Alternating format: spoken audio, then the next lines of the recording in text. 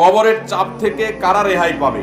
একটি বক্তব্যে শুনেছিলাম কবরের চাপ নাকি সবাইকেই দেওয়া হবে।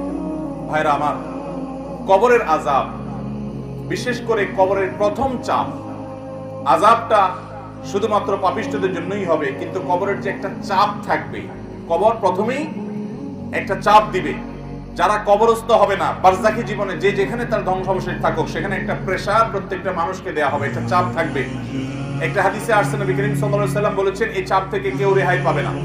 যদি কবরের চাপ থেকে কেউ রেহাই পায়, তাহলে সে সাদ ইবনে মুআজ রাদিয়াল্লাহু তাআলা একজন সাহাবীর কথা বলেছেন, তিনি পাবেন।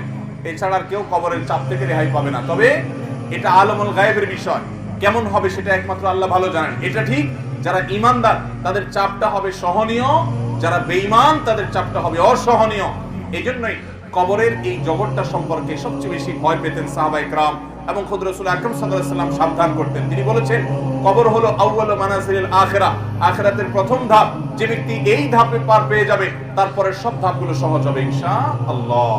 অতএব ভাইরা আমার, কবরের এই চাপ থেকে আসলেই কেউই রেহাই পাবে না। এমনকি মুসলমানদেরকেও, ঈমানদারদেরকেও চাপটা দেওয়া হবে, তবে তাদেরটা কাফের এবং পাপিষ্ঠদের চাইতে ভিন্নতর হবে, সহজতর হবে, কিন্তু হবে। সে হাদিস কিন্তু আছে, তার ধরন কেমন হবে সেটা একমাত্র আল্লাহ তাআলা ভালো জানেন। এই জন্যই কবরের এই জায়গাটা নিয়ে আমাদের সব সময় চিন্তা থাকা উচিত, পেরেশানি থাকা উচিত। বিশেষ করে কবরের যে আযাব হবে, সওয়াল জবাব হবে, এগুলো থেকে মুক্ত হওয়ার জন্য, বিশেষ করে আযাব থেকে বাঁচার জন্য আমাদেরকে কিছু আমল করতে হবে। যেমন যারা চগলখুরি করে, তাদের কবরের আযাবের আশঙ্কা বেশি হয়। এই জন্য চগলখুরি ত্যাগ করা, এটা কবরের আযাব থেকে মুক্ত থাকার জন্য পূর্ব শর্ত।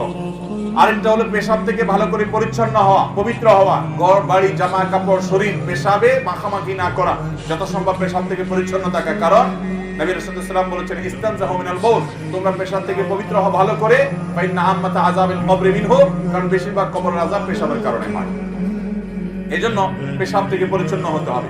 কবর আযাব থেকে মুক্ত থাকার জন্য, নাজাতের জন্য রাতে সূরা মুলক তেলাওয়াত করতে হবে। নবী সাল্লাল্লাহু আলাইহি ওয়াসাল্লাম বলেছেন, যারা রাতে শোয়ার আগে সূরা মুলক তেলাওয়াত করে, আল্লাহ তাআলা তাদেরকে কবরের ফিতনা থেকে বাঁচিয়ে রাখেন।